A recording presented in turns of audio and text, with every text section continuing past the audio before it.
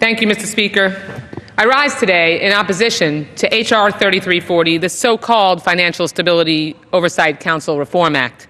This bill represents another example of death by 1,000 cuts from our friends on the other side of the aisle. It's another Republican attack on the Dodd-Frank Wall Street Reform and Consumer Protection Act. After the catastrophe of the financial crisis and the near collapse of our banking system, Republicans are once again jeopardizing the stability of our financial system. How many times will Republicans waste taxpayer dollars with these partisan and dangerous attacks on the independence of our financial regulators?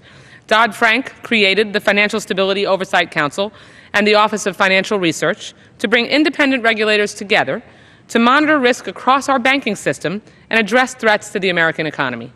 Prior to the creation of FSOC, no single entity was accountable for monitoring our nation's financial stability. None. It was a mishmash, disparate mess. Dodd-Frank filled that void. Similarly, OFR works to support consumers by conducting critical research on our financial system and whether our regulatory systems are in fact working. Of course, if we don't invite the person who's the head of the office to actually testify in front of the Financial Services Committee, how would we know?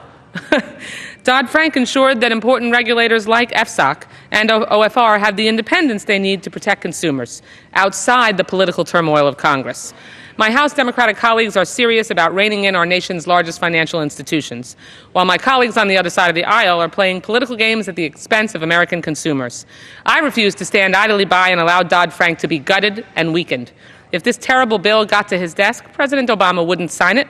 He would never allow it to become law. Nevertheless, congressional Republicans continue to waste taxpayers' time and money with this legislation that would peel back Dodd-Frank and hurt American consumers. House Republicans need to instead focus our nation's most pressing problems.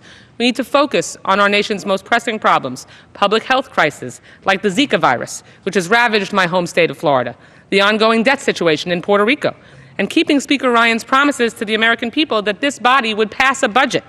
Our nation's working families are keeping their fiscal houses in order, and it is long past time. Thank you very much. Lady from Florida is additional minute. Thank you. We need to make sure that we hold Speaker Ryan's feet to the fire and make sure that he keeps his promise to the American people that this body would pass a budget, which we have yet to do. And our nation's working families, they're working hard to keep their fiscal house in order. It is long past time for the House Republicans to do the same, while also making sure that we protect American consumers. That, ladies and gentlemen, is how we got into the worst economic crisis and nearly crashed the banking system in the first place. And if we leave policymaking to the Republicans who are in the majority here, they would take us back to a time when we had a wild west of regulation that left consumers twisting in the wind and banks to be able to make any decision they wanted and run over consumers all across America. We saw how well that worked out in 2008. Now we've come through the worst economic crisis we've ever had since the Great Depression, 73 straight months of job growth in the private sector. We need to continue that progress, not go backwards. Thank you. I yield back the balance of my time. Gentlelady from Florida's time has expired. Gentlelady from California